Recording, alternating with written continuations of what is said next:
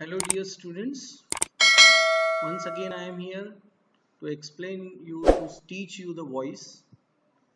This is voice 7th part.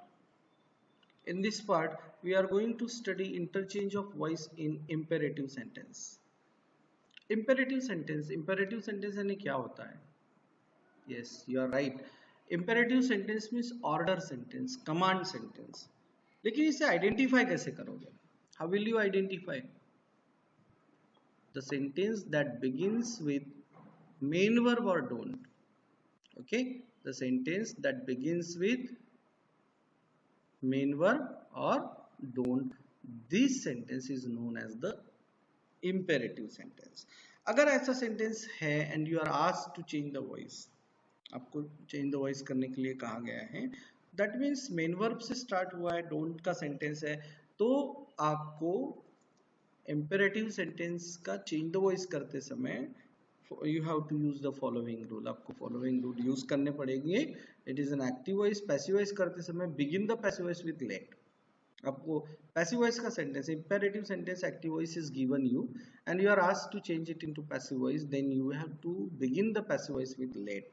आपको general जैसे sentence थे अभी तक के, assertive sentence, simple tense, continuous, जो भी हमने देखे हैं उसमें हमने ऑब्जेक्ट से स्टार्ट किया था, बट इंपेरेटिव सेंटेंस है, यहाँ पर सब्जेक्ट नहीं है. ओके, सब्जेक्ट नहीं है in the sense you is always there. Command sentence में, इंपेरेटिव सेंटेंस में सब्जेक्ट हमेशा यू होता है.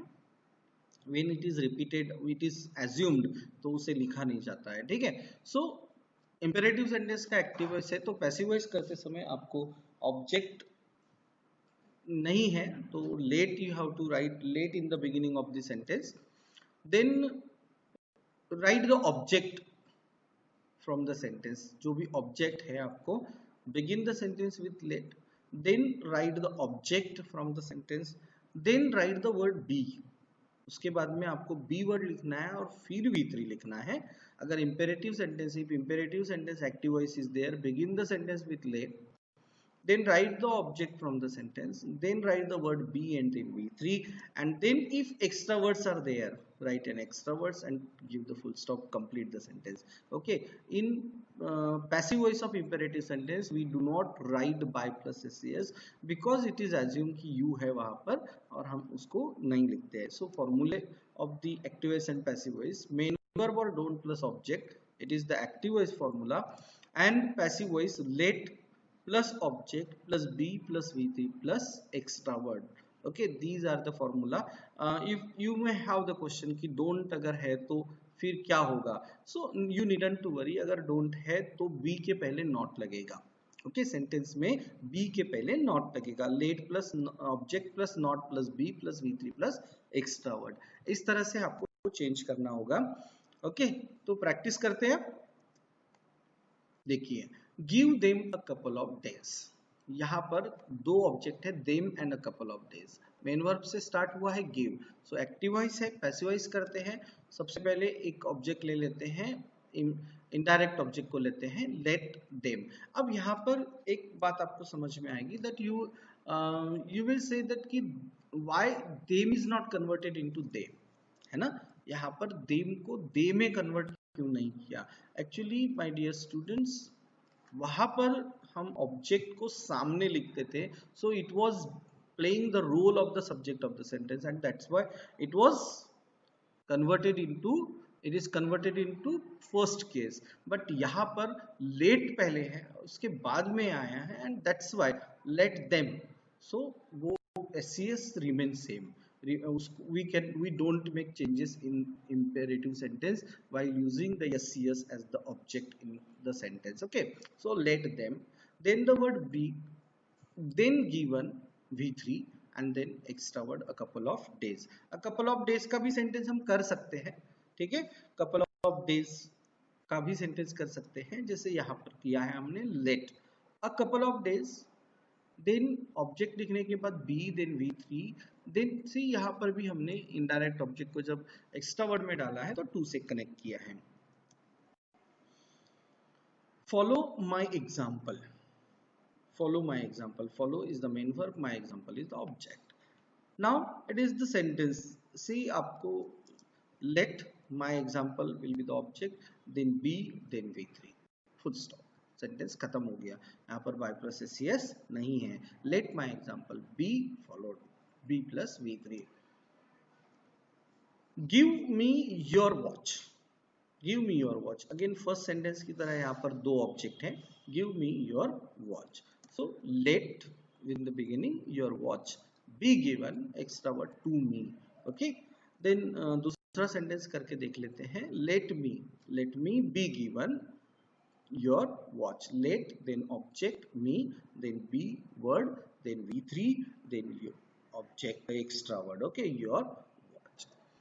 और एक सेंटेंस ले लेते हैं, don't make any mistake, now negative sentence हमने लिया है यहाँ पर, don't make any mistake, okay, don't sentence is there, so any mistake is the object, so हम इसको beginning with let any mistake से, मैंने कहा था आपसे कि इफ नेगेटिव सेंटेंस आता है लेट का तो नॉट बी के पहले यूज कर लेना, late any mistake not be made, okay, late any mistake not be made. So simple है, बहुत इजी है, अगर आप सेंटेंस कंस्ट्रक्ट करते हो तो बहुत इजी है। एक और सेंटेंस ले लेते हैं, give it to me quick, okay, यहाँ पर it is the object, main verb है give, so let it then the word be, then v3 give का given, then to me quick is the extra word।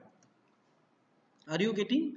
If you are any problem, if you have any problem you can ask me in comment, okay। so another sentence लेते हैं, do it at once, again same है, यहाँ पर do as a main verb है, okay, it is not the auxiliary verb here, यहाँ पर main verb है, so let it be done at once, okay, let it be done at once, begin the sentence with let, then object, then be word, then v3 and then extra words। चलो passive voice के कुछ sentence देख लेते हैं, so that हमारी practice हो जाएगी। Let it be cleaned all, it is very easy. अगर पैसिव वॉइस का सेंटेंस आता है इंपेरेटिव सेंटेंस में, let then object then be then v3 and extra word etcetera, okay, अगर ऐसा आता है तो बहुत इजी है, सिंपल है, बिल्कुल कुछ नहीं करना है, you needn't to do anything, just v3 पर कॉन्सेंट्रेट करो, v3 का v1 बनाकर स्टार्टिंग में लिखो, राइट द v1, क्लीन्ड का क्लीन हो जाएगा, then the object after let, object let के बाद वाला जो ऑब्जेक्ट है you have to write afterward clean it and extra word, see it is very easy, बहुत इजी है, क्लीन इट ऑल, ठीक है, पैसिव वॉइस से एक्टिव वॉइस में आ गए। So in this way it is very easy to change, बहुत easy topic है ये, वॉइस का सबसे इजी टॉपिक है, okay. Let him be summon immediately, let him be summon immediately, what I told you, v3 पर focus करो, write it in the main verb summon, then after let जो object दिया है वो ये लिखना है आपको, summon him and then extra word, see let him summon him immediately, let him be summoned immediately, summon him immediately। so in this way आप very easily, बहुत आसानी से आप imperative sentence के passive voice को active voice कर सकते हो। another sentence रहते हैं, let the matters be solved at first, तो सब what idea I told you, focus on v3 को v1 कर दो, let के बाद वाला ऑब्जेक्ट लिखो एंड एक्स्ट्रा वर्ड लिखो, solve the matter at first, correct हो जाएगा, solve the matter at first, isn't it simple, बहुत सिंपल है।